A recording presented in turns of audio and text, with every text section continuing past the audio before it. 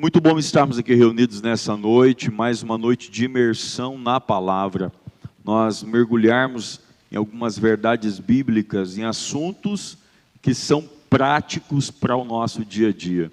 Hoje falaremos muito aqui acerca de um tema, e o tema é o cristão que morreu sem deixar saudade.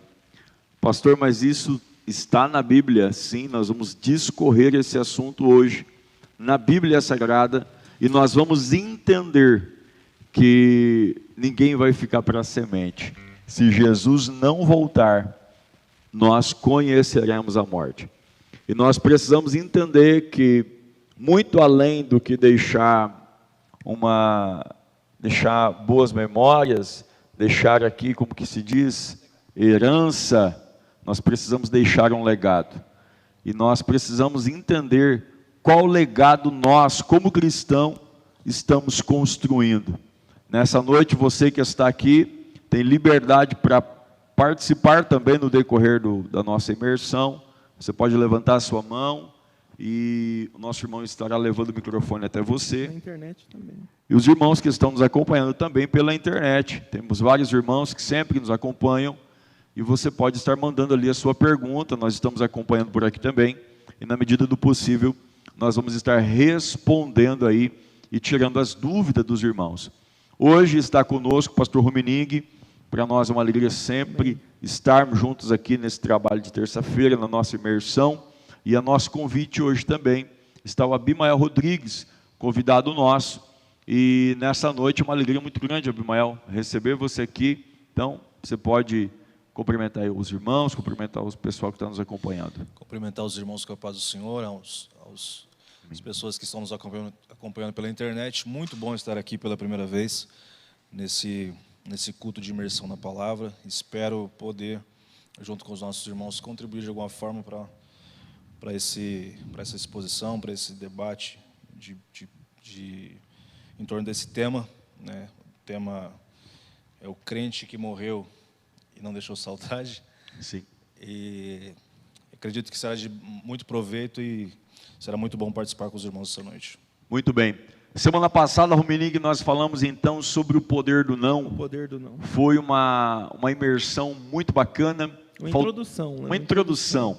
Faltou tempo para nós falarmos aqui sobre a importância de nós falarmos não em alguns momentos da nossa vida. Temos que voltar, né? Precisamos voltar. Inclusive, algumas pessoas depois nos procurou dizendo que esse assunto sobre o não precisava ser discorrido em mais dias e quem sabe a gente pode estar abordando isso ao longo do tempo. Mas hoje falaremos sobre o cristão que morreu e não deixou saudades. Vou deixar você introduzir o assunto e nós daremos então continuidade. Agora, quando a gente escuta essa frase, né, que morreu sem deixar saudade, ou em algumas traduções vai dizer que morreu e ninguém sentiu falta, que morreu e ninguém deu falta dele. A primeira coisa que vem à mente para que a gente reflita é sobre a vida. E o que é a vida a não ser viver para marcar a vida do outro, para deixar o que já foi dito aqui, um legado. E a pergunta que tem que vir à nossa mente quando a gente escuta essa sentença, e morreu sem deixar saudade, e morreu e ninguém deu falta dele, e morreu e ninguém sentiu falta, é o que você está fazendo com seus dias. Porque enquanto nós vamos discorrer, você vai entender que dá para ser um marido e morrer e ninguém sentir falta. Dá para ser um pastor e morrer e ninguém sentir falta. Dá para ser um namorado e morrer e ninguém sentir falta. E quando, claro, a gente vai tratar da passagem bíblica, a gente vai falar de morte física. Ele morreu mesmo. Mas não é só isso. Relacionamentos que terminam ao ponto de alguém ouvir o nome da pessoa e falar, Deus me livre. Alguém que até ontem amava. A que ponto coisas acontecem que alguém deseja que você seja esquecido? O que você está fazendo para que, quando você não esteja mais, você seja lembrado pelas coisas boas que você fez? A gente vai ler em 2 Crônicas, capítulo 21, versículo 20. Se você está com a sua Bíblia, se você quiser anotar, você que está em casa, se o pessoal da mídia quiser colocar aí nos comentários, 2 Crônicas, capítulo 21, o versículo é o de número 20. Eu estou lendo da NTLH, que é que já estava aberto aqui. E Jeorão tinha 32 anos. Você nota que é um jovem senhor. Só 32 anos. Quando se tornou rei em Judá. E ele governou em Jerusalém por 8 anos. E quando morreu, ninguém sentiu falta dele. Você nota que esse homem tinha família? Você nota que esse homem tinha, quando eu digo família, não vou só me ater a esposa, filhos, etc. Ele tinha pais, ele tinha sogro, sogra, ele tinha, e eram grandes as famílias, e a Bíblia vai dizer, ninguém sentiu falta dele. E ele foi sepultado na cidade de Davi, mas não no túmulo dos reis. Até o lugar que ele foi sepultado foi desonroso. Se a gente ler na Almeida, vai dizer, e foi sem deixar de si saudades. Tem gente que é tão amável, tem gente que é tão amorosa, tem gente que, por um gesto, por um jeito, a gente vem para a igreja e o dia que essa pessoa não senta naquele banco, a gente já fala, fulano não veio. O que será que aconteceu? Porque só do jeito da pessoa ser, a maneira dela tratar, o lugar dela sentar, ela já deixa uma saudade. É verdade. O jeito dela tratar, o tratamento, o jeito dela falar, ela já deixa uma saudade. Esse homem, em toda a sua vida, ele não conseguiu gerar em uma pessoa um sentimento de saudade. De alguém olhar e dizer, poxa, vai fazer falta ele aqui. Então a primeira pergunta para a gente introduzir e começar é, quais as situações ou as coisas que eu estou fazendo que talvez possa fazer com que as pessoas não sintam saudades de mim quando eu me for. E não tem jeito, eu me vou, nós vamos. E vamos levar isso sim a remeter ao momento de morte, isso acontece, e é o natural da vida, mas e se eu mudar de igreja hoje? E se eu tiver que mudar para São Paulo? Será que alguém na Assembleia de Deus de Campo Mourão vai sentir saudade de um hino que eu cantava? Da maneira que eu tratava alguém, de um paz do Senhor que eu dava? Será que alguém vai sentir saudade se algum ciclo encerrar? Se eu entregar o meu departamento da igreja, alguém vai sentir saudade da coordenação que eu tinha, da regência que eu tinha? Se eu parar de pregar aqui, alguém vai olhar e falar, poxa, faz quase 30 dias que eu não ouço Abimael pregar, é tão bom ouvir ele pregar. Então, a pergunta é, quais as coisas que eu faço que impedem que as pessoas tenham saudade de mim? E aí a gente pode entrar em arrogância, prepotência e essas coisas mais. Na opinião de vocês, o que eu faço que faz com que as pessoas não sintam saudade de mim? Eu acredito que entra também um pouco na imersão passada sobre o poder do não, e algumas situações que talvez você não tenha sido feito agradável pelo seu não. Pelo seu não, você acaba, em algumas pessoas, criando uma antipatia e que não vão deixar saudades. E principalmente se essa impressão nessas pessoas for a primeira impressão, porque naquela frase popular que diz que a primeira impressão é que fica. Então, se você não tem essa boa impressão, vai causar esse problema. Mas a questão de não deixar saudade tem muito mais a ver também com a convivência, porque vai envolver um convívio. Muito bom, convivência. Né? A convivência, ela vai gerar ou não saudade.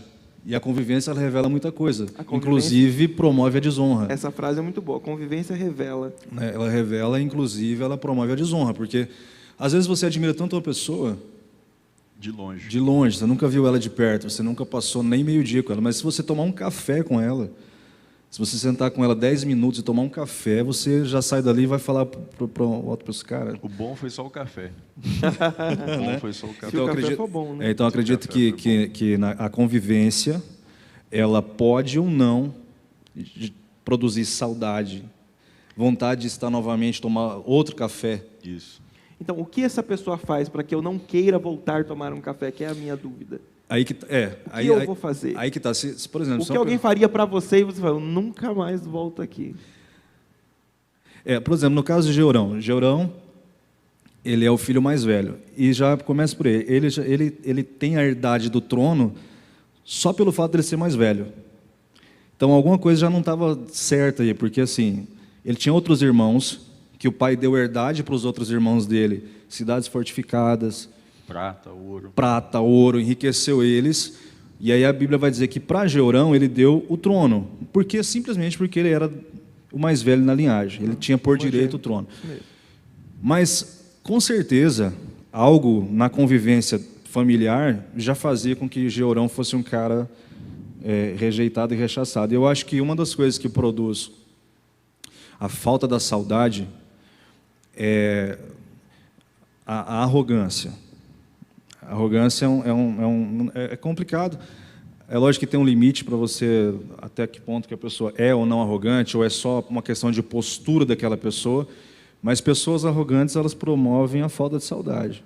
Quando elas saem do ambiente, dá um alívio, tira o peso do ambiente. No original, há uma discussão, né, entre o português, de onde veio e para onde vai a palavra saudade. Mas se ela vir do latim, ela vai significar solidão. Então, você vai ver que é uma pessoa que ela vai acabar sozinha. Ela vai acabar sozinha. Porque na etimologia da palavra significa mesmo sentir falta. Então, porque quando aquela pessoa não está, falta um pedaço. Não completa mais o quebra-cabeça. E no caso de Jeorão, sozinho. Eu percebo que esse assunto de hoje, esse tema de hoje é muito importante para nós, para o nosso dia a dia. Por quê? Quem sabe você pode estar pensando assim, mas não tinha outro assunto para falar? Não tinha outra coisa para abordar no dia de hoje? Mas esse assunto é um assunto bíblico. Pensar quando alguém se vai é muito bom. A Bíblia vai dizer o quê? Em Eclesiastes, no capítulo 7, verso 8, que é melhor o fim do que o começo. Às vezes a gente é muito preocupado em começar algo muito bem e não se preocupa em como isso vai terminar.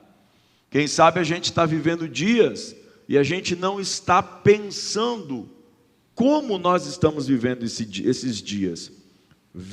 Chegando agora na sua pergunta, o que faz uma pessoa não gerar essa saudade naqueles que ficaram? Eu percebo que é justamente a falta de cuidado pessoal dessa pessoa em ver como ela está vivendo a sua vida aqui na terra. Eu vejo que o que causa uma ausência na vida, ou a ausência de saudade na vida daquelas pessoas que ficaram, é a pessoa não parar para pensar como alguém que está próximo a ela. Ela pensar somente nela, empatia, somente em si, não ter empatia. É uma pessoa que não para pensar, poxa vida, o que o Abimael sentiria me ouvir falando isso? Será que é legal? Será que é dessa forma? Será que é só da maneira que eu penso que é a forma correta de se viver? Será que as minhas atitudes são 100% certas? Não. A gente vai perceber, usando o exemplo bíblico que você citou, o exemplo bíblico deste homem, Jeorão, um rei que ele tem tudo na sua mão para ser bênção na vida das pessoas. Ele tem a oportunidade da vida dele de ser resposta da oração de alguém, de ser o instrumento que Deus usaria para abençoar a vida de alguém. Eu percebo, Meningue, que nos nossos dias não é diferente. Sabia, Wilson? Nos nossos dias não são diferentes. Por quê? Existem momentos na nossa vida em que a gente tem tudo nas nossas mãos para ser resposta da oração de alguém, para ser um instrumento que Deus vai usar para abençoar aquela pessoa. Ou simplesmente, o abençoar que nós falamos aqui não é simplesmente de dar alguma coisa, mas de você remir o seu tempo e você investir o seu tempo tão precioso para conversar com alguém. Existem pessoas que estão precisando, estão necessitando ter alguém para conversar. Vamos para o texto bíblico. O texto bíblico vai dizer assim, ó: depois Josafá dormiu com seus pais. Primeiro, Josafá era um rei temente a Deus. Isso. O Jeorão, o Jeorão, ele tinha exemplo. Ele tinha um pai crente. Então ele era temente a Deus. Então ele morreu e foi sepultado junto com os pais na cidade de Davi. O versículo 2 vai dizer o seguinte, que ele teve 7 filhos, e o versículo 3 vai dizer o quanto ele era justo. Ele vai dizer, e seu pai lhes deu muitos dons de prata e de ouro, e de coisas preciosíssimas, com cidades fortificadas de Judá. Porém, o reino deu a Jeorão, que era quem tinha por direito, porque era o primogênito. E aí começa o problema. E aí que está. E assim, ele não deixa saudades, ele já começa errado, porque, como o versículo destaca, a temência de Josafá a Deus, você vai pegar lá no capítulo 20, Josafá, o reino está cercado, sitiado, e o que Josafá faz? Ele se ajoelha, ele proclama um jejum, todo o povo entra com ele nesse jejum, ele se põe de pé no meio da congregação.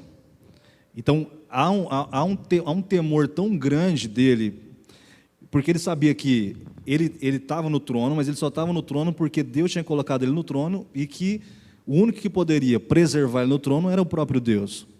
Quando o Jeorão assume, ele já faz ao contrário. Então, acho que o primeiro erro que eu destaco aí, que já vai começar a fazer com que Jeorão não cause saudade, é ser o contrário do seu pai. O contrário do seu pai. Então, assim, uma pessoa que não deixa saudade é uma pessoa que não dá continuidade em princípios. Perfeito. Princípios, muito bom. Então, o pai dele tinha um princípio, qual? Temente a Deus. Temente a Deus. Aí ele assume, ele quebra o primeiro princípio, eu não sou temente a Deus. Então, a gente pode aplicar que nem sempre ter o direito é sinônimo de bênção para a nossa vida? Nem sempre.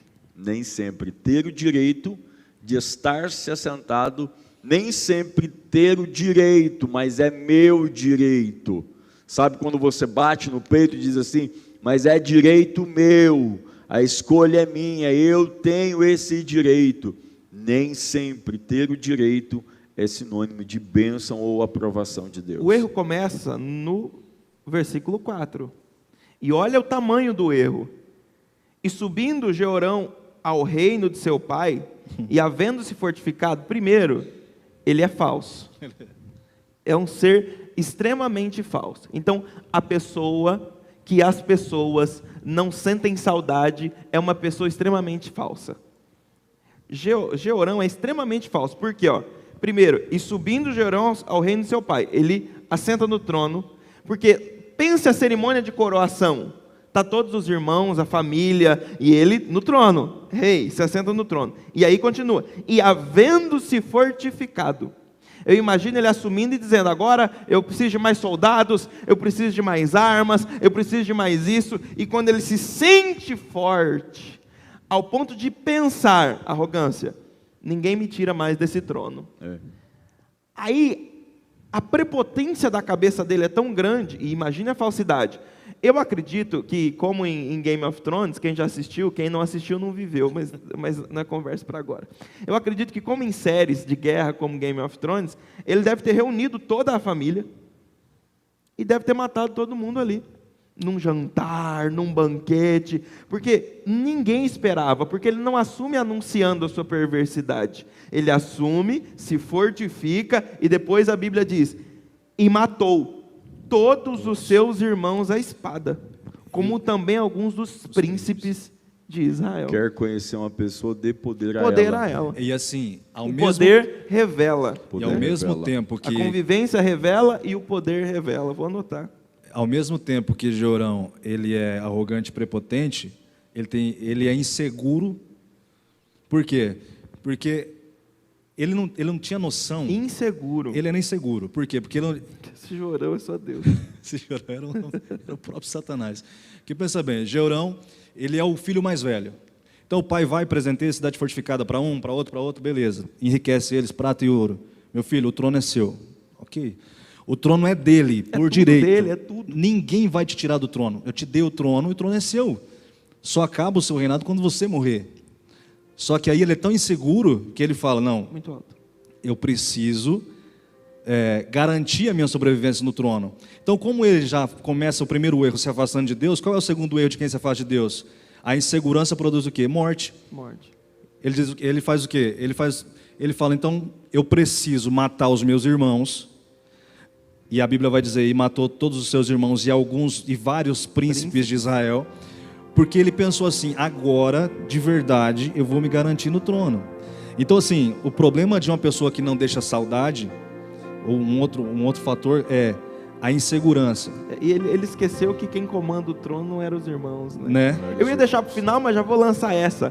O maior problema aqui, enquanto a gente lê isso, nem é condenar Jorão. É ficar assim, nossa, como eu disse, esse Jorão não sei o quê, esse cara, meu Deus, como pode ter feito isso? O maior problema aqui hoje é eu conseguir olhar para dentro de mim e pensar, será que eu não sou esse cara? Será que eu não estou tratando as pessoas assim? Será que na primeira oportunidade que eu tiver, eu não vou fazer a mesma coisa? Será que a minha insegurança não está afetando o meu relacionamento com meus irmãos, com a minha esposa, com meu esposo, com meu namorado, lá no meu trabalho? Será que o poder que chegou na minha mão agora já não está me deixando diferente? Então, eu quero que você, enquanto a gente vai discorrendo, você fique se perguntando, será que não sou eu? Será que alguém vai sentir saudade de mim? Será que realmente, se eu me for, alguém vai chorar de verdade ou vai ser só ali naquele momento? Será que quando chegarem os meus aniversários, quando os anos forem passando, alguém vai olhar e dizer, nesse púlpito aqui pregou um dia Abimael Rodrigues? Me lembrei de uma coisa que você falou isso agora, eu me lembrei de algo aqui e eu quero lançar para vocês que estão aqui na nave da igreja, para você que está nos acompanhando na internet também. Inclusive esse culto é o único culto que não é pecado você pegar o celular e compartilhar a live da igreja. Pegue seu celular, compartilhe a live. Quantas alças tem um caixão? 6 alças. 6 alças. Quem seria a 6ª pessoa a pegar na alça do seu caixão? Isso você já conseguiu. Aponta aí isso que eu ia falar agora. Coloca aí na palma da sua mão. Fulano eu tenho certeza. Eu acho que Ciclano também. Esse aqui, se esse aqui não pegar, já dá uma luta muito grande para você achar 5. Quem seria o 6º? Irmão, se você... Pode falar. Porque assim, é exatamente em situações assim, e nós não estamos fora da Bíblia, porque a Bíblia diz que é melhor você estar na casa onde há luto, do que na casa onde há banquete. Porque é em uma casa onde há luto, onde há esse ambiente, que a gente para analisar a nossa vida. Não apenas a vida de quem já se foi. A gente analisa a nossa vida. Hoje você não está num culto fúnebre, mas nós estamos falando acerca deste assunto. Quem seria essas pessoas a estarem ali junto com você? Olhe bem aqui para mim, você que está em casa, você que está aqui no culto. E esse não é um momento para rir, talvez para chorar. Porque se você não consegue ter a certeza de 6 pessoas especiais, 6 amigos, 6 parentes, 6 familiares, se a sua mente não consegue trazer 6 pessoas que brigariam para estar ali naquele momento, para segurar uma alça do seu caixão, talvez está vivendo uma vida que não vale a pena. Talvez tenha que repensar muita coisa, porque quando você escuta algo como isso, você tem que pensar, não, fulano, é uma vida inteira de 60, 70, 80 anos, ou de 30 que você tenha, 20, para você ter marcado a vida de 6 pessoas. 6 pessoas, você teria que ter marcado ao ponto de dizer, essas 6 pessoas estariam lá. E é desesperador quando você para pensar e você pensa, eu acho que eu tenho 2, talvez 3. E as outras 6 vai ser qualquer um que estiver lá. Uma vida inteira e ninguém marcou esse momento. Pensando nessa vida inteira, nós não sabemos a duração da nossa vida. A Bíblia vai dizer que a vida do ser humano é como uma neblina que aparece de repente e some. A gente entra no versículo 5, que fica no seu pensamento.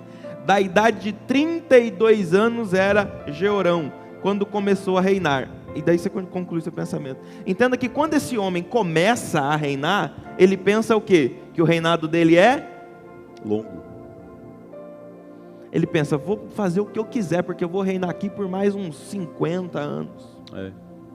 90, 60 anos. Aqui eu vou reinar até envelhecer e morrer com meus 100 anos.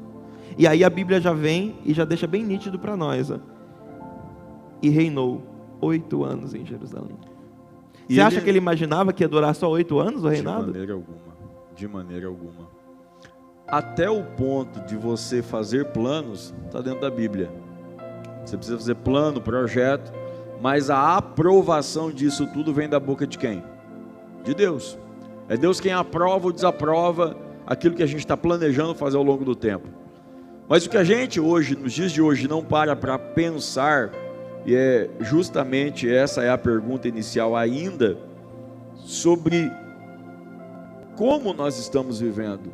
O Abimael falou muito bem sobre relacionamento, como nós estamos nos relacionando com pessoas. Nós não fomos feitos, nós não fomos formados para viver isolados, fechados dentro do nosso mundinho. Não, nós fomos feitos para nos relacionar. Nós servimos a um Deus de relacionamento.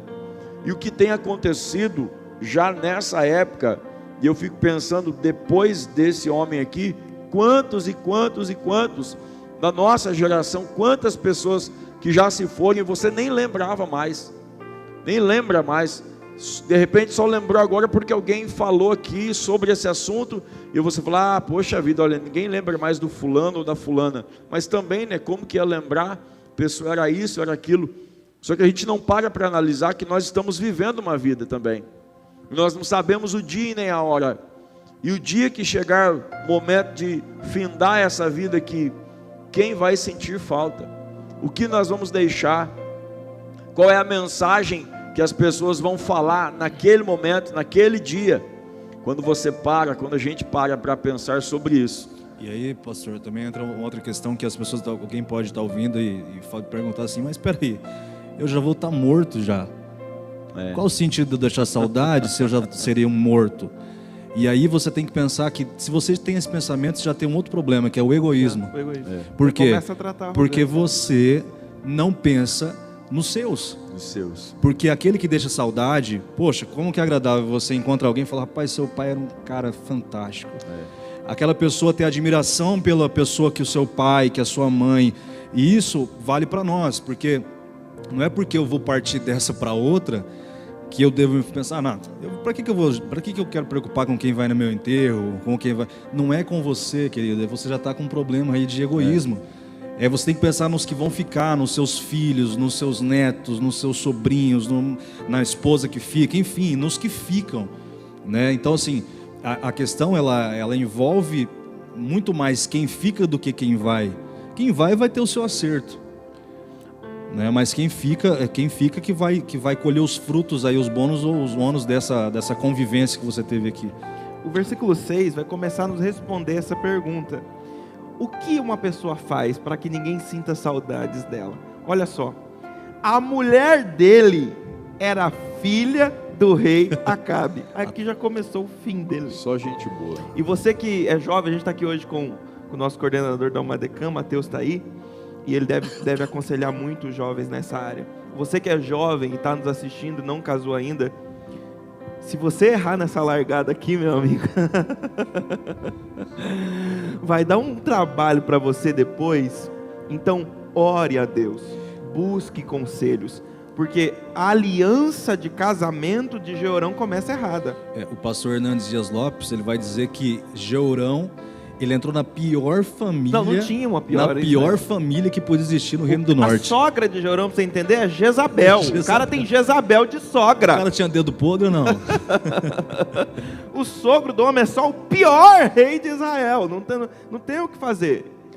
Ele deixa de seguir um princípio de dentro de casa, que é o do seu pai, para começar a seguir os passos do sogro.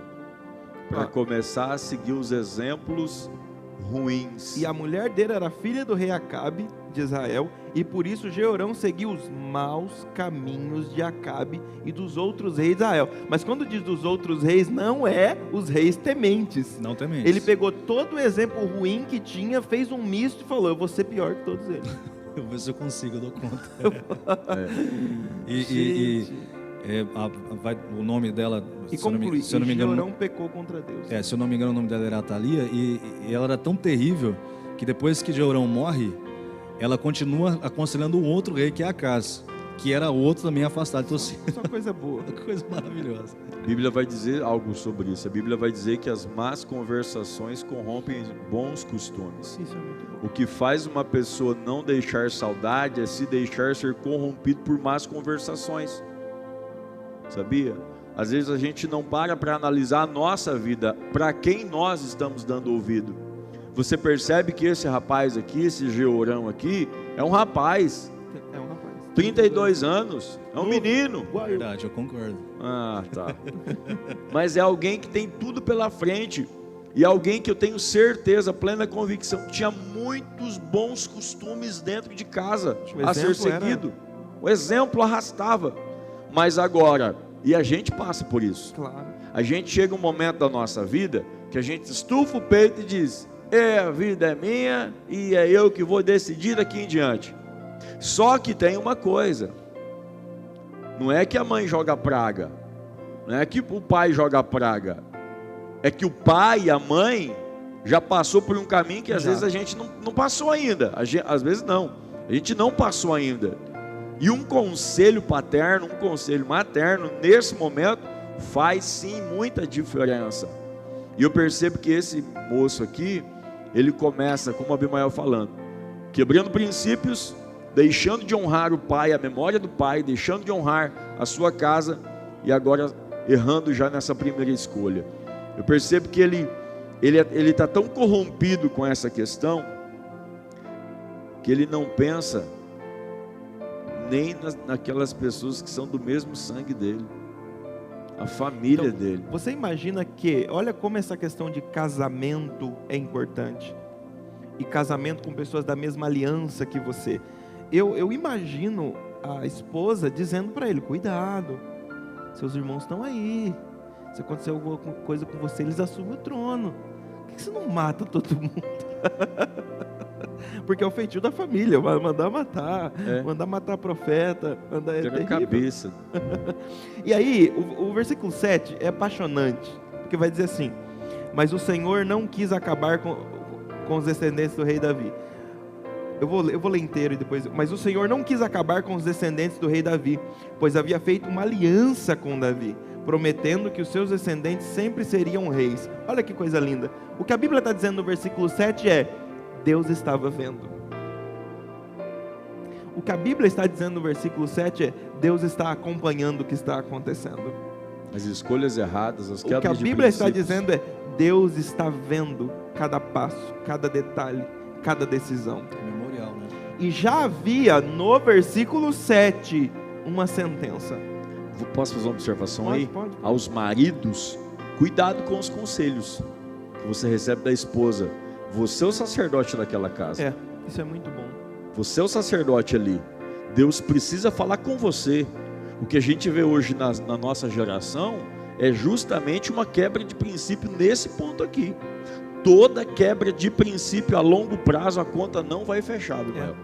Não vai fechar. Eu percebo justamente ele ali, passando a responsabilidade que era dele, decisiva, de tomar decisões dele, passando para a esposa. O pastor Luciano Subirá fala sobre isso. Ele diz o seguinte: que quando ele casou, ele sentou com a esposa dele e disse para ela: nós vamos seguir junto. Esse é o jeito dele pregar: nós vamos seguir junto, nós vamos sentar e sempre vamos decidir. Na maioria das vezes, se a gente discordar, a gente não vai fazer. Mas você tem que entender uma coisa: que em algumas situações eu vou ter que tomar a responsabilidade, e talvez eu não ouça os seus conselhos, mas a gente vai continuar sendo um, porque alguém tem que ser responsável. Eu acredito que dá a impressão que a Thalia foi a primeira feminista da Bíblia, né? Porque ela nasceu aqui, ela estava tão empoderada que ela fez. Pensa bem, ele entra na pior família, segundo o pastor Hernandes Dias Lopes, na pior família do Reino do Norte, que era a matriarca Jezabel e o patriarca Acabe. Não, imagina a sogra, gente. Não, já começa errado, porque a Thalia já tinha um exemplo da mãe, que dominou o pai. Que ela mandava, é uma família matriarcal, é a mãe que manda. Exatamente, então ali Acabe já era o exemplo do que um marido não pode ser. vulgo popular, banana. E aí a Thalia falou, não, peraí, eu vou mandar Georão também vai andar igualzinho meu pai anda. Aí pensa, Será que isso acontece nos dias de hoje? rapaz, eu não... O que vocês acham, irmãos? Ó, o microfone está aí, tá? Se alguém quiser participar, se À alguém vontade. quiser falar alguma coisa, só levantar a mão que o irmão leva o microfone até você. Vamos lá, ó, no versículo 7, há uma sentença decretada.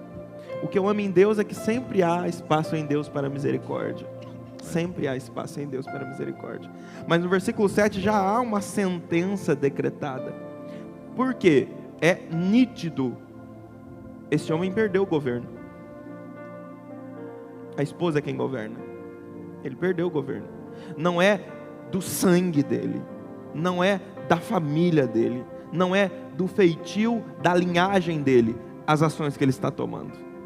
As ações de matar os irmãos não vem de quem? Jezabel, Acabe e etc. Não é do feitio dele.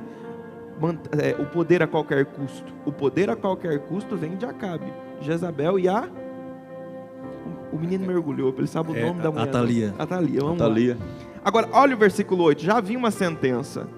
Durante o reinado de Jeorão, o país de Edom se revoltou contra Judá e se tornou independente. Aqui ele começa a perder poder. E entenda, se você é um Jeorão, se enquanto nós estamos falando, você está fazendo, meu Deus, será que eu não sou esse cara? Será que eu não sou uma pessoa como essa Thalia, ou como esse Jeorão, uma mulher como esse Jeorão? Será que eu não sou essa pessoa? Ele começa a perder poder. Isso é um sinal. Deus está dando um sinal. Deus está dizendo, ei, tem alguma coisa errada. Porque se revolta ao país de Edom e se torna independente. Ele perde poder. Poder de guerra, poder financeiro, ele começa a perder poder. Aí olha o que acontece no versículo. Quer falar? Olha o que acontece no versículo 9. Por isso, Jeorão e seus oficiais, com seus carros de guerra, invadiram Edom e ali foram cercados pelos edomitas. Ele pensa que ele está com toda a sua arrogância, prepotência, e aqui começa a derrota dele. Jeorão e os seus comandantes dos carros de guerra atacaram os edomitas durante a noite e escaparam. Desse tempo até hoje, Edom ficou independente de Judá, ele perdeu o poder. Aqui Edom ficou independente e paga-se, né? Até hoje isso acontece.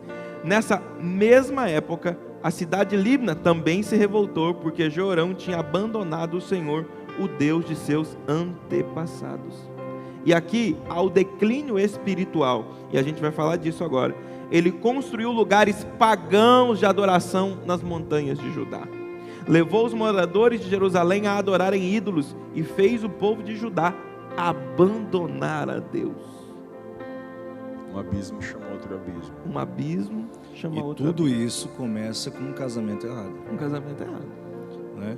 O casamento errado entra para a família errada, e a família errada, que já adorava postes ídolos de deuses pagãos, faz com que ele leve isso para... Olha a gravidade disso. Faz com que ele pegue um negócio que está lá na casa de Acabe e traga para dentro de Judá. Literalmente, ele pegou de Acabe e fez... Trouxe para dentro de Judá, né, que é o que fala aqui no versículo 11, né? Além disso, ele fez lugares altos nos montes de Judá e fez com que os habitantes de Jerusalém cometessem, aqui na minha tradução vai falar, cometessem fornicação, e compeliu Judá a isso. Então, é um negócio muito sério. E tudo isso porque ele entrou para a família errada. É o que o pastor Anderson falou, né? As más conversações, que a Bíblia diz, corrompem os bons costumes. Eu quero me prender aqui agora, porque a ideia é que eu não seja essa pessoa. Então, o que essa pessoa fez que eu não posso fazer? Vamos nos prender aqui então, no versículo 11, quando a Bíblia diz, e levou os moradores de Jerusalém. Como a gente tem que tomar cuidado para não levar pessoas a se afastarem de Deus, inclusive dentro do templo. Más conversações, como a gente já disse. O que mais eu posso fazer aqui que eu leve pessoas para longe de Deus? E aí eu queria fazer uma pergunta, então. E o que são essas más conversações? Eu acredito que más conversações é tudo aquilo que tenta distorcer um princípio bíblico. Más conversações é tudo aquilo que está na origem, que vem como origem o ego, o orgulho, a arrogância e por aí vai. E como eu paro com a má conversação? Eu continuo, porque daí, digamos que, porque as más conversações, elas não começam sem intimidade. Sim. Elas sempre partem do princípio da intimidade, porque você não vai ter uma má conversação com alguém que você não seja ter pelo menos um pouco de intimidade. Uma amizade, né? É uma amizade. Começou Então, no Éden. Exato. Então, se você tem uma amizade, e aí nasce a preocupação, se eu romper essa amizade por causa dessa má conversação, e a saudade? Eu já começa, aí entra, é quase que um paradoxo, eu vou deixar, é um dilema na verdade, eu vou deixar de produzir saudade, porque eu vou romper com essa conversa, com essa conversação, que é de uma convivência. Então assim, as pessoas, primeiro, aí vai cair também lá no poder do não, que aí você vai ter que começar a dizer não para pessoas que você talvez não queira desagradar com o não que você A vai gente dizer. tem que entender que a gente precisa, no relacionamento interpessoal, desagradar pessoas. Isso, esse A gente precisa desagradar. E aí que é o problema, né? Então, para parar com essa má conversação que fez, olha só, essa má conversação, essa intimidade de Georão com a sua esposa, fez com que ele fizesse tudo isso aqui que a gente está enumerando. Então uma das coisas que a gente precisa talvez entender essa noite é que a gente precisa saber parar com uma má conversação, mesmo que isso vá terminar com uma amizade. E desagradar uma pessoa. Entenda, irmão, não existe santidade sem desagradar. Não dá. Não dá mesmo. Já começa com a gente, né? Desagradando a gente mesmo. Não existe. Romper comigo, com meus pactos, com meus desejos, com as minhas vontades. Romper com o amiguinho. Dá um exemplo da oficina. Que diz assim, se nós, vamos falar que quebrou, mas não quebrou. Vamos só passar um negócio nessa peça e a gente coloca no lugar de novo. Não existe santidade sem desagradar. Não dá, você vai ter que dizer, cara, eu não vou fazer, não, mas nós vamos lucrar o triplo. Não, mas nós não vamos fazer isso. E etc, em demais ações da vida. Em desagradar a esposa. Você que é esposa, que é esposo, você tem que desagradar. E já começa no namoro, desagrada no namoro já, que você já cabe, entendeu? Já evita um divórcio lá na frente. Porque se desagradar no namoro e a pessoa já não quiser você mais, você desagradou ela, é sinal que essa pessoa não vai aguentar situações da vida ao seu lado. Porque desagradar é uma arte, irmão. E ela é necessária para que haja crescimento espiritual na nossa vida. Então, para romper com a má conversação, precisa aprender a desagradar. Precisa dizer não, colocar limites e desagradar. Porque a pessoa que vem com a má conversação, com a fofoca, a mentira, com a desgraça, falar do vídeo dos outros, a pessoa que vem com isso, ela só quer alguém para aumentar aquilo. Ela quer fomentar, ela quer levedar a massa, ela quer dar estrutura para aquilo. Então, quando eu corto aquilo, a pessoa já fala, não adianta falar com fulano não, que você fala com ele já fala de Jesus, que Bíblia, que não pode falar, que não julgueis. Esse assunto, esse tema é tão real isso, porque a gente vê situações assim acontecendo todo santo dia na sua vida. A gente está falando de um assunto aqui bíblico, de uma situação bíblica. Estamos usando exemplo de uma família, de alguém que morreu e ninguém sentiu saudade dele. Graças a Deus. As pessoas agradeceram, quem sabe fizeram festa porque esse homem morreu. Simplesmente porque um dia ele decidiu fazer escolhas erradas, sabendo do que era o certo. Porque entenda uma coisa, nós sabemos o que é certo e o que é errado. Nós sabemos até onde convém a gente ir.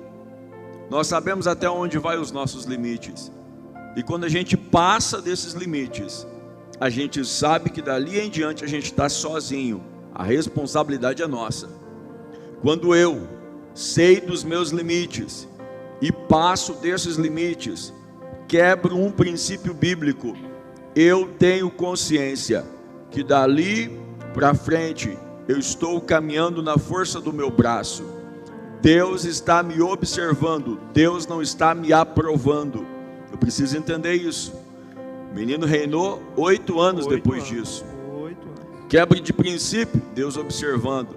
Eu imagino Deus olhando do céu. Injustiça, Deus observando. Deus observando, Deus olhando do céu, podia matar, podia fazer alguma coisa, mas não vou fazer. Vou dar mais uma chance. Porque eu me lembro do que eu fiz antes, o compromisso que eu tenho antes. A gente, e agora vamos trazer essa palavra para nós aqui, vamos deixar isso aqui um pouco mais caloroso. Às vezes a gente bate no peito, mas diz assim que a gente está vivendo muito bem. Só que a gente se esquece de quem veio antes de nós. E às vezes você só está vivo até hoje por causa de alguém que veio antes de você. Quem sabe nós somos uma geração que estamos vivendo e estamos sendo abençoados, não pelo que nós estamos fazendo, mas pelo que alguém fez por nós antes, pelo preço que alguém pagou antes. Se nós pudéssemos aplicar essa palavra para nós iríamos entender agora quais são as escolhas que nós estamos fazendo, qual o direito que você tem e você se orgulha em ter esse direito. Você já experimentou de repente abrir mão desse direito e ter paz em vez de direito?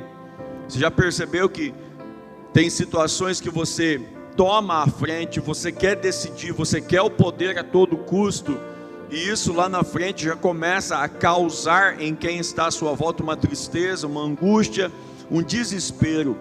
Eu fico imaginando as pessoas que cresceram junto com esse rapaz, olhando para ele e falando, mas ele não era assim, o que está acontecendo?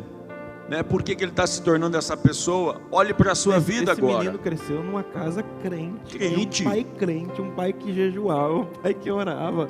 O vô dele era crente, todo mundo era crente. Você percebe que se a gente olhar para a nossa vida, você vai perceber que a gente faz as mesmas coisas, a gente toma as mesmas atitudes, a gente erra, a gente falha, a gente toma decisões precipitadas, a gente empina o nariz e diz, a vida é assim, a minha vida é minha, e é eu que tenho o poder na mão, então é eu que vou decidir. Só que você precisa entender uma coisa, a sua vontade é uma coisa, mas uma vontade que é boa, perfeita e agradável, essa não é sua, essa é de Deus.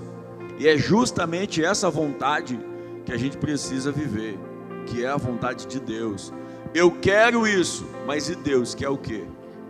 Agora, olha que bonito, irmãos. Então, vamos lembrar o tema? O cristão que morreu sem deixar saudades.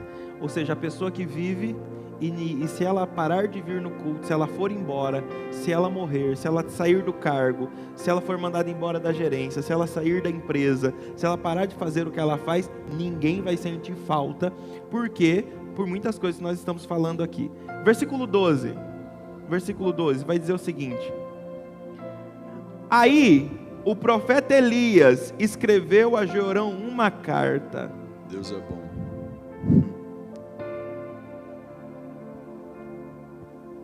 A minha oração é que você nunca receba essa carta. Oxalá, como dizem por aí, que essa carta fosse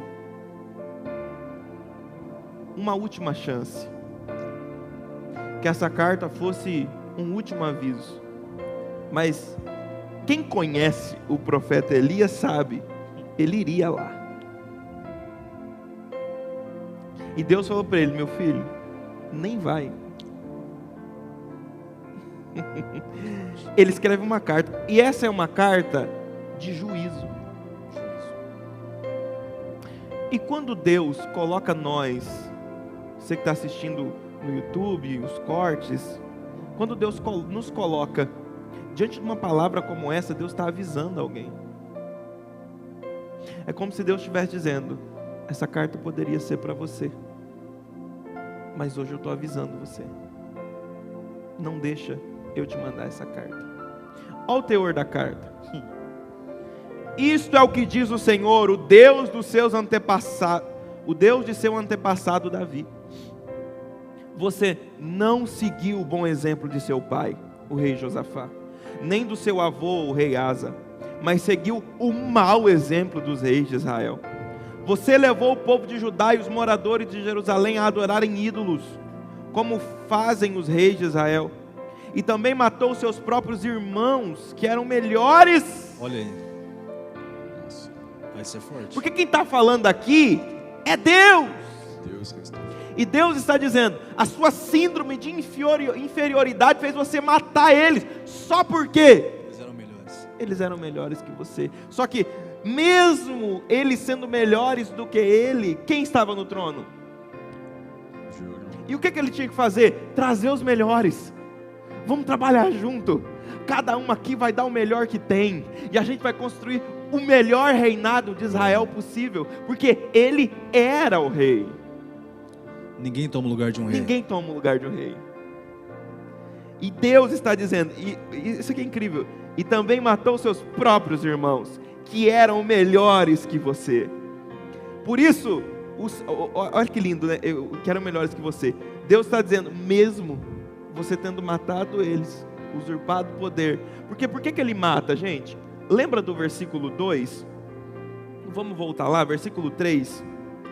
E Josafá deu a eles muitos presentes de prata, ouro e objetos de valor, ou pedras preciosas, e algumas cidades fortificadas. Então por que ele mata? Ele mata para pegar prata, ouro e cidades fortificadas e coisas preciosas. É pelo poder. Mas ele era o dono de tudo, porque ele era o rei. Então tudo era para ele. Vamos falar uma verdade aqui hoje. Vamos olhar para a nossa vida aqui. É bom ou não é você ter poder na sua mão? É bom. Poder de compra, por exemplo. É muito bom. Só que nem sempre ter esse poder é melhor. Vou reformular a fala. Por muitas vezes é melhor você não ter esse poder na sua mão do que ter esse poder e se perder. É exatamente por situações assim que Deus não permite algumas coisas acontecerem. Justamente por não saber administrar essa situação. Então, ter o poder a qualquer custo, ou querer sentir a sensação de que você está por cima, de que é você que manda, que é você que faz, nem sempre tem uma aprovação divina. Nem sempre tem uma aprovação divina. Eu percebo que cada um tem um lugar aos olhos de Deus. Então nós podemos dizer assim, com isso, pastor Anders, que a primeira saudade que Jeorão não deixou foi no próprio Deus. No próprio Deus. Porque quando Deus resolveu mandar uma carta, porque carta muitas vezes elas comunicam saudade, sentimento de distância, de vontade de estar próximo, gente, de conforto, de alento. Deus não queria relacionamento. A carta que Deus mandou para ele não era de saudade, era de juízo.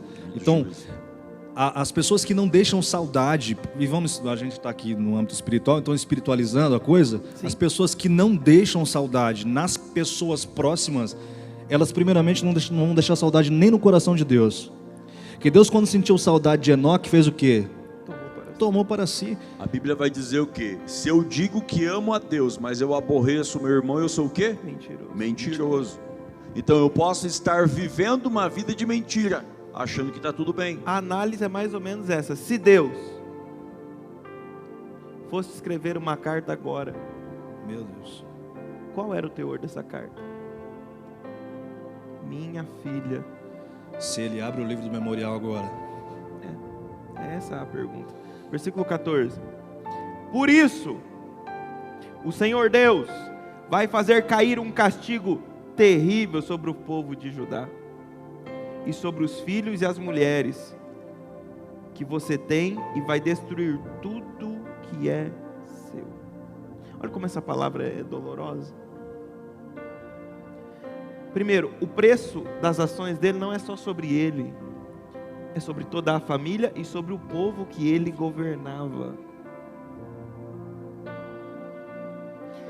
E você mesmo vai ter uma doença intestinal muito séria, que irá piorando cada vez mais, até que seus intestinos saiam para fora. Olha a tragédia.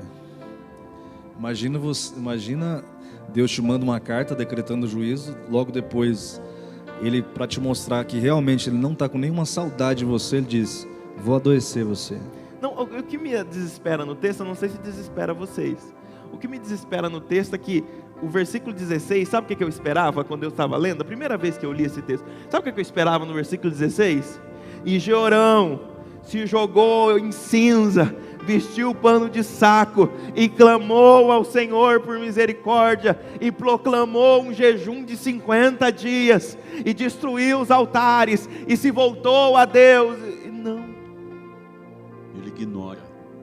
Nós estamos nesse culto, a gente está ouvindo essas palavras, Deus está falando conosco. Eu saio daqui e falo: será?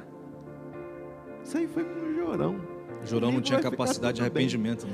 Capacidade de arrependimento. Nenhuma capacidade de arrependimento, porque em nenhum momento você vai ver aqui no texto ele mostrando preocupação. Então a gente pode dizer que uma pessoa que não deixa saudade é uma pessoa que não tem humildade de se arrepender. Exatamente. Muito forte isso. É porque se arrepender é difícil, irmão. Eu não estou falando só de pecado, não. É de ter tratado mal o outro, ter pensado mal do outro, É isso. Eu sou introvertido, eu luto contra isso terrivelmente. Acaba o culto, me dá um negócio, eu quero correr pro meu carro. É dois. Aí eu luto para não ir. Por quê? Porque eu tenho que ter comunhão, relacionamento. E por eu ser introvertido, e é introvertido assim, é bastante mesmo. Eu vou para a Europa, são 12 horas de voo. Se a pessoa sentar do meu lado e ela não insistir muito, porque quando ela insiste um pouco, e aí, tudo bem? Tá indo para onde? O avião é para Paris, né? Eu olho para a pessoa e falo, então, Paris, né? Já coloco o fone, eu já viro para cá. E daí tem gente que insiste, e que legal, você tem parente lá? Aí eu falo, não tem. E eu não pergunto se ela tem, eu não quero saber da vida dela, porque eu sou introvertido, então eu quero ficar quieto.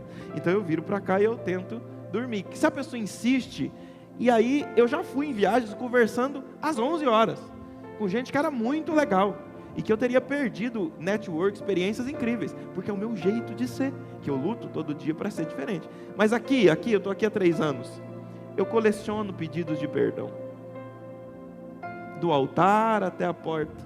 Sabe, eu odiava você, porque eu olhava para você e dizia, ele deve ser muito chato, muito metido, muito nojento. Aí um dia a gente Pelo conversou menos na eles não porta. falam no seu cabelo, É. tá ótimo. Aí um dia a gente conversou na porta e eu vi se era normal. Eu falei, meu Deus, mas é o meu jeito, sou introvertido. Mas é muito nobre uma pessoa que vem confessar arrependimento. É muito nobre. E do mesmo jeito eu, com outro que eu talvez nunca conversei só porque eu vi, que eu não gostei. Então é muito nobre se arrepender, e Jorão não tem essa nobreza. Nenhuma. Essa capacidade não estava nele. Ele é um eterno quebrador de princípios, né? Quebrador de princípios. Ele é um eterno quebrador de princípios. Então ele já vem quebrando princípios desde quando ele assume. Quando eu sei o que é um princípio? Porque talvez eu estou quebrando e não sei. Palavra. A Bíblia diz que o povo padece, e ele está padecendo por falta de conhecimento. E aí eu preciso entender. Safadeza, né, Jorão? E aí eu preciso, não, eu vou entrar nisso agora, Ah, tá. justamente nisso agora. Por quê? Porque a gente tem um poder argumentativo muito grande, desde Adão. Isso já vem em nós, isso. Nós temos uma capacidade para argumentar muito boa. Só que essa capacidade argumentativa, com Deus a conta não fecha. E eu tenho certeza que muitos que estavam próximos a ele ali, pelo argumento dele, pela fala dele, pelo discurso dele, até concordavam em pensar, realmente ter matado todo mundo, acredito que realmente que foi a melhor solução, porque o poder argumentativo é muito grande. Só que ele está padecendo, e a falta de um conhecimento, e aqui é o que eu sempre falo no discipulado, não é o quanto você conhece, o quanto você sabe, é o quanto você pratica. E no final Deus revela. Quando eu olho as entranhas dele expostas, a doença foi tão terrível que fez abrir o ventre e as entranhas saírem. Sabe o que Deus estava fazendo? Mostrando o que ele tinha por dentro. É o que está dentro de você. Então eu vou trazer para fora a sua vergonha. Eu vou mostrar que você não é podre, você cara. não é só podre do lado de fora. Você é pior do lado de dentro. Eu não sei se você já fez visitas a hospitais. Eu não sei se você já visitou uma ala oncológica, ou alguém que teve uma doença e não fechou mais, não cicatrizou mais. O cheiro de podridão do ambiente é muito terrível.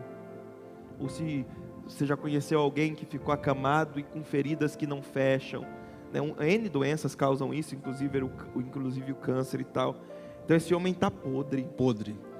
E aí Deus permitiu que a podridão isso dele que você é. fosse exposta. Deus falou assim: eu vou mostrar no final da sua Quem vida é você? quem é você, o que você colecionou durante a vida inteira. Então, se Deus fosse nos mostrar hoje o que nós somos, se Deus abrisse o nosso ventre, Olha para você ver como que Deus é fiel e justo para cumprir a palavra dele. Provérbios 16, 18 vai dizer: a soberba procede à destruição, e a altivez de espírito procede à queda. O que a palavra está dizendo? Toda vez que eu sou levado... É princípio. Isso é princípio. Toda vez. Toda vez que eu me deixo ser levado pelo meu orgulho, pela minha soberba, e não resolvo aquele problema que eu tenho, por causa do meu orgulho, por causa da minha soberba, a Bíblia está dizendo que ali na frente eu vou passar vergonha. Agora entenda, irmão. Não, leva o Pedro com o microfone. Agora entenda. A Bíblia está dizendo que nós não vamos fazer isso? Não. O que a Bíblia está dizendo é: olha, você é ruim. Você é ruim. Vai ter dia que você vai se achar bom demais. E você vai humilhar alguém que você acha que é pior que você. E o dia que você for soberbo, se você não limitar isso, esse é o seu final. Mas quando eu for, o que eu tenho que fazer? Eu tenho que desesperadamente. E essas coisas acontecem muito no momento da oração, né? Quem tem vida de oração? Porque você dobra o joelho para orar, irmão, você está ali, comunhão e buscando. Daqui a pouco o Espírito Santo fala: mas bonito o que você fez, hein? Você sabe que você feriu o irmão, né? E aí você corre atrás, e daí você se arrepende, e aí a sentença é quebrada. O princípio daí isso, não acontece. Isso é tão verdade. Eu vou contar uma rápida experiência aqui, depois o Pedro vai falar. Domingo retrasado, chegou até mim algumas situações aqui do nosso dia a dia, situações que eu, como pessoa, precisava me retratar. E é fácil pedir perdão para alguém? É fácil você chegar na pessoa e falar assim: quanto maior olha, o nível de poder, mais difícil fica. É fácil você chegar e você falar: irmão, me perdoa, em nome de Jesus, eu falhei com você, eu errei com você. E durante a semana eu falei para alguém, eu não tenho dificuldade de pedir perdão. E aí quando chegou domingo, e aí eu estou orando, e aí na oração, Na oração. E aí na oração, quem tem vida de oração? O Espírito Santo falou: agora é a hora de viver o que você prega, porque você ensina toda segunda-feira que precisa fazer isso. E aí lá vai eu na escola bíblica, corre atrás de um, corre atrás de outro, resolve, vai. E aí, nossa, foi o melhor domingo da minha vida, a melhor tarde, porque à noite eu já não tinha conseguido dormir. Então aquela tarde foi impressionante. Na segunda-feira passada, retrasada, a nossa aula do discipulado era sobre a beleza do perdão. E aí eu tô lá, aplicando a aula no quadro, colocando no quadro e sentindo a presença de Deus ali do meu lado, eu chorando na presença do Senhor, montando aquela aula, falando: Senhor, hoje eu vou ensinar algo que eu vivo, hoje eu vou ensinar algo que eu estou vivendo, e é muito bom isso. E aí à medida que eu estava ali fazendo, de repente chegou um desses irmãos, chegou e falou assim: pastor, é o seguinte, cara, essa noite eu não consegui dormir. Eu falei: por quê? O senhor me pediu perdão, mas eu não te pedi perdão. E eu tenho muita dificuldade em pedir perdão. Mas ele em lágrima. O orgulho, o ego sendo quebrantado. Gente, foi uma das melhores aulas. Você vai mudar o assunto ou é sobre esse assunto? Que eu queria contar uma experiência. Posso? Então, aí você faz a pergunta. Há um pastor, ele ensina para pastores, pastor Hernandes, e ele diz o seguinte: ele é um pastor de 40 anos numa mesma igreja, ele tem uma igreja com milhares de membros, e eu estou dizendo que quanto maior o nível, mais difícil desse perdão sair, né? Então ele é um grande presidente da cidade dele, a igreja é a referência. Na noite anterior ele brigou com a esposa, mas aquela briga que em anos os dois dormiram sem se falar. Ele acordou de manhã, ele não falou com ela, ele se arrumou, culto domingo de manhã. Quando ele chega na igreja, ele vê todo mundo de terno. E ele diz: o que está acontecendo? Que festa que tem hoje? Ele desce do carro, chega no diácono e diz: o que é hoje que eu esqueci? Aí o diácono olha para ele e fala: ceia do Senhor. Pastor, Deus, ceia do Senhor hoje. Ele caminha para o altar e diz: como eu vou tomar a ceia? E ele senta no altar, esse irmão canta o hino, e outro, e a liturgia, e o irmão: pastor, o senhor vai... Ele fala: não canta mais um hino. E ele está pensando: o que eu vou fazer agora? E ele não toma ceia. Ele falou: não posso tomar. Não dá para tomar. Como que eu vou celebrar a ceia? A hora que eu leio, examine-se o homem. E da igreja, ele diz, igreja, você sabe como é, né, irmão? Todo mundo viu que eu não tomei a ceia, já começou, é adultério, né? Porque o pastor está em pecado. Ele pediu que os diáconos fechassem as portas. Pegou o microfone no final e disse, irmão, vocês viram que eu não tomei a ceia? É o presidente. Vocês viram que eu não tomei a ceia? Ele está há 40 anos nessa igreja. Aconteceu assim lá em casa ontem. E eu saí de casa sem pedir perdão para aquela mulher. Eu não podia tomar essa ceia aqui. Eu vou para casa. Eu vou me acertar com ela.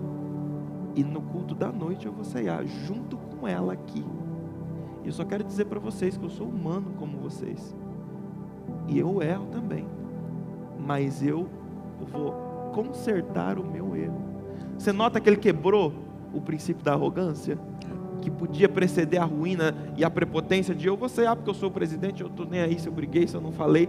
Ele simplesmente desceu. E uma experiência linda de deixar quebrar o ego e deixar nascer o perdão. Pedro. Existem pessoas que ainda nem morreram e as pessoas ainda não sentem saudade.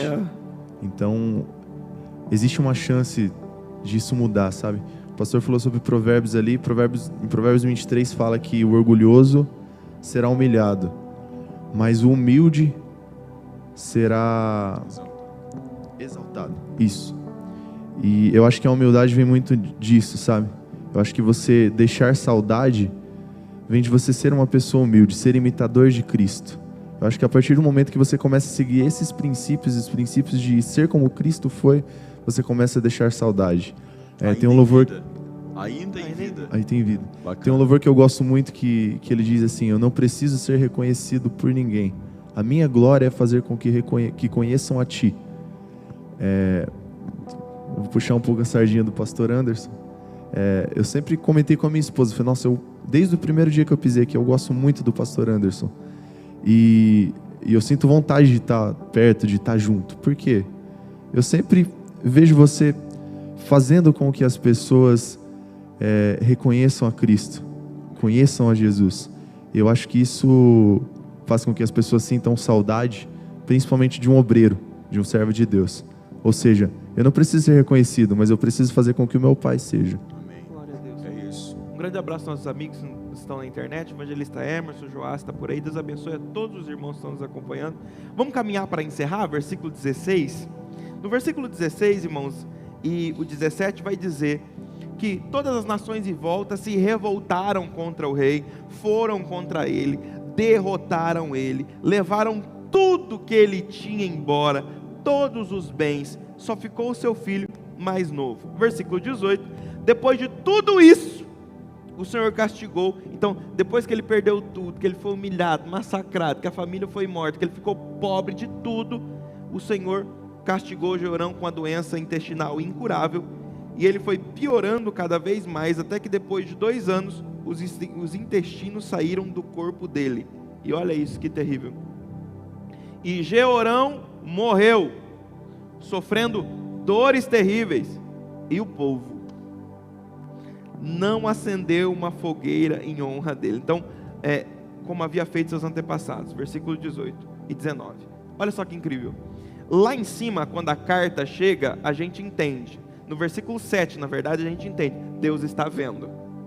Deus está acompanhando. Deus está contemplando. Só que aqui no versículo 19, a gente entende. O povo também está vendo.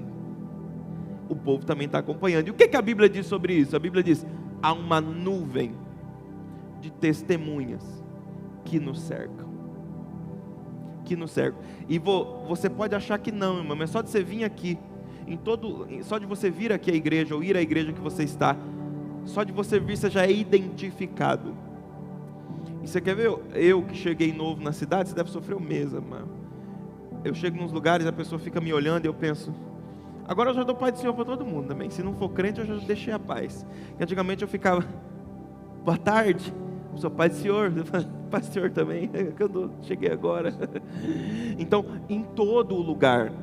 Um dia eu cheguei estressado, eu tinha que fazer um exame, foi remarcado, marcado de novo. Eu cheguei num laboratório aí, sentei e falei para a moça, será que demora o exame? E ela olhou para o Senhor, pastor, tudo bem? Como é que o senhor está? Eu digo, eu estou bem, querida. Ai, meu Deus. Já foi, já estava bravo com a irmã, não sabia, não conhecia.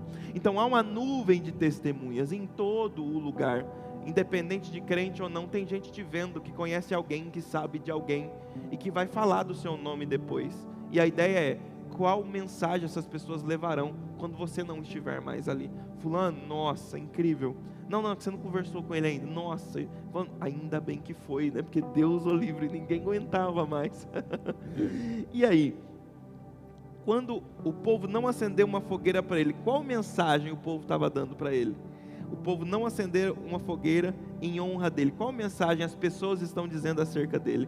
Que talvez alguém esteja dizendo de nós hoje. Qual é a mensagem? Que o povo não acendeu uma fogueira em honra dele. O que o povo está dizendo? Ou se isso já era uma tradição, eles faziam isso com outros reis, os reis morriam. E não fizeram com ele, o povo dizendo, você pra gente não significou nada. Então assim, não significar nada fez com que o povo também, assim, tanto faz como tanto fez. Porque quando você não valoriza pessoas, as pessoas não valorizam você. Eu percebo que isso aí, no final da vida dele, no final do reinado dele, é uma prova de que ele falhou como um líder. Porque o líder não é aquele que te obriga a fazer nada. É o que te inspira. O líder é aquele que te inspira a fazer. Então, as pessoas não quererem fazer nada naquele momento, é as pessoas se sentirem livres da obrigação. A gente não é obrigado mais. Era só por causa que ele tinha poder. Agora ele não tem poder mais. Tem poder, eu não vou fazer mais. Agora ele não ocupa o cargo mais. Vamos trazer para o nosso meio, para a nossa realidade.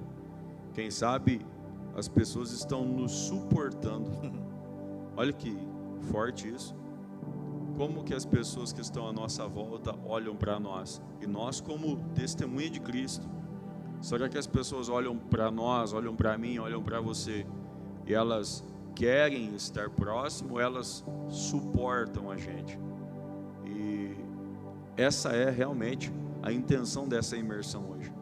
É a gente olhar para a nossa vida, é fazer jus ao texto da ceia do Senhor, examinar a si mesmo, olhar para a sua vida e entender que, da mesma forma que você está servindo alguém, de alguma maneira direta ou indireta, alguém também está servindo você. E qual é a motivação para o servir, para o fazer? Vamos caminhar para encerrar por causa do nosso tempo. Versículo 20. E a gente vai já indo para as considerações finais. Jeorão tinha 32 anos de idade quando se tornou rei em Judá. Ele governou em Jerusalém por 8 anos. Quando morreu, ninguém sentiu falta dele. E ele foi sepultado na cidade de Davi, mas não no lugar do túmulo dos reis. Eu estive na cidade de Davi, irmão, isso é muito bonito. Onde os túmulos dos reis estão sepultados, e ali você encontra cada rei. E esse homem não está lá. Não está lá. Então, fechando agora no versículo 20, a pergunta, e aí eu passo para vocês fazerem as considerações de vocês finais. Chegando agora no versículo 20, entendendo toda essa história, vendo todo esse exemplo, a pergunta é: o que eu tenho que fazer para deixar saudade? O quanto humilde eu tenho que ser para a pessoa lembrar do meu sorriso, do meu aperto de mão? Para mim, chegar na porta e eu olhar e falar: cadê a irmã que estava aqui? Já tem 2 cultos que eu não vejo ela. Ela recebe a gente tão bem. E ela, Pai, Senhor, tem um bom culto. O que aconteceu, será? Que falta essa pessoa está fazendo? Porque entenda, irmão. Porque você já viu um crente reclamão, é assim: fiquei doente, 30 dias lá em casa, ninguém foi. Ele não visita ninguém quando está doente. Quando as outras pessoas estão doentes, ele também não vai. Ele não sauda ninguém com a paz do Senhor. Ele reclama do horário, ele reclama do luar, ele reclama da luz, ele reclama de tudo. Filho, você ficou doente 30 dias e ninguém sentiu sua falta. E isso tem que ser terrível para quem ouve. A pergunta para mim hoje que eu aprendo é, e em minhas orações eu farei isso: Deus, não deixa eu ser um chorão. Se eu me inclinar, por favor, me avise antes. Mas não me mande essa carta. Me avise antes. Então, para mim hoje, eu saio daqui pensando: Senhor, não me deixa chegar nesse ponto. Deus, que eu possa ser corrigível, moldável, ensinável, porque, irmão, ninguém aqui está protegido. Eu nunca vou ser assim, Deus o livre, eu sou tão humilde. Se tiver alguém mais humilde, eu mato. Não, Deus o livre, mais honesto que o Lula, mais humilde que eu, não existe, não tem. Eu sou bom mesmo. Nenhum de nós aqui. Qualquer um de nós, em pequenas situações, pode ser arrogante, prepotente, humilhar o outro porque tem menos, e assim por diante. Então, que a gente não seja um Georão. Senhor, e suas considerações finais? Então, assim, partindo desse ponto de que a gente tira lições dessa imersão de hoje, Georão, ele quebra o princípio de fidelidade a Deus que seu pai tinha. E quando eu olho, por exemplo, para a minha vida, eu olho o exemplo de vida do meu pai, não só enquanto homem de Deus, mas como um chefe de família, a gente entende que alguém que quer deixar saudade nas outras pessoas, ela deve aprender a dar continuidade àquilo que ela recebe em casa. Porque Georão, como a gente já destacou aqui ao longo de todo esse tempo, ele teve exemplo em casa, não só do seu pai, quanto do seu avô que veio antes. E não conseguiu dar continuidade a isso. Então acho que a gente precisa olhar para exemplos próximos que a gente tem de pessoas que sejam realmente humildes. E quando eu olho para o meu pai, talvez depois ele até vai ver isso aí, fica até como uma honra o meu pai, de uma pessoa humilde. Eu já vi meu pai ser humilhado por pessoas e ele realmente não revidar a humilhação. Coisas que, para mim, que sou um colérico, já quero revidar. Então fica esse exemplo de humildade, e o que o Pedro destacou, acho que essa é a chave para a gente ser uma pessoa que deixa saudade, ser humilde.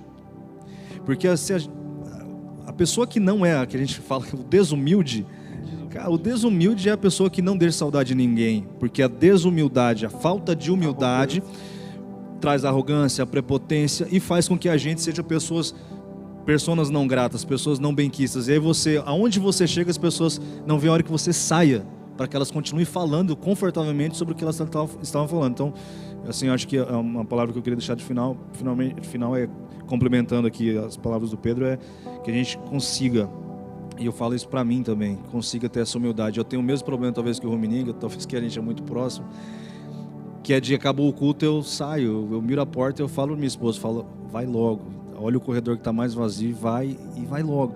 E às vezes eu termino, às vezes eu tenho uma oportunidade que eu saio do cabeça baixa e tal, mas é pela introspecção, pela timidez. Eu tenho muita facilidade para falar para 10 mil pessoas se tiver que falar, mas para falar uma a um, tenho muita dificuldade. Então, às vezes eu saio daqui, eu dou a paz do Senhor só para as pessoas que eu vejo mesmo de frente comigo. E às vezes isso talvez seja confundido com falta de humildade. Então, também coloco para mim, né? Como enquanto pessoa, enquanto crente, de aprender a ter humildade, e porque às vezes a nossa timidez ela é confundida, e aí Paulo vai dizer que a gente tem que suportar os fracos, e às vezes a gente é fraco, ou o outro é fraco, e às vezes a gente, numa atitude dessa de fraqueza, a gente faz a outra pessoa ter uma impressão da gente que não é verdade. Que se a pessoa tiver 10 minutos de um café da tarde com a gente, vai ver que a gente não é assim, né? Então é isso, a humildade. Quem quiser levar a gente para tomar café, a gente toma um café. A agenda está livre. Anderson. Eu concluo dizendo que está lá em Hebreus 3:15, que vai dizer: enquanto você diz, hoje, se ouvirdes a sua voz, não endureçais os vossos corações, como na provação.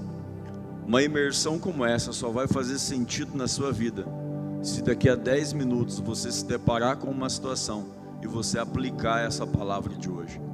Não é o quanto você vem aqui, mas é o quanto você pratica aquilo que fez sentido para você. Se alguma fala, se algum fez sentido para você em algum momento dessa imersão, aplique essa parte na sua vida. Comece pequeno, nada nasce grande, tudo nasce pequeno. Comece pequeno, continue praticando isso, e daqui a pouco você vai começar a perceber que viver o Evangelho de Cristo não é difícil. É agradável viver aquilo que o Senhor nos ensinou. Nós estamos já no final do nosso horário. Nós queremos agradecer a cada um de vocês que vieram hoje. Gostaria de fazer um pedido muito especial para a próxima terça-feira. Convide alguém principalmente alguém não crente, alguém que precisa aprender um pouco sobre essa aplicação da palavra na vida, no seu dia a dia, convide alguém, traga alguém para participar dessa imersão. É um ambiente onde as pessoas podem participar, podem expor a sua opinião, e isso é muito bom. O viver o Evangelho é justamente isso. Cristo fazia isso que nós estamos fazendo, reunia os discípulos em volta da mesa e conversava com os discípulos, ensinava aos discípulos. Na próxima terça-feira falaremos então sobre o princípio da honra. O princípio da honra. Venha a aprender um pouquinho mais sobre esse princípio que rege a sua vida, independente se você conhece ele ou não. Esse princípio está presente em todos os momentos.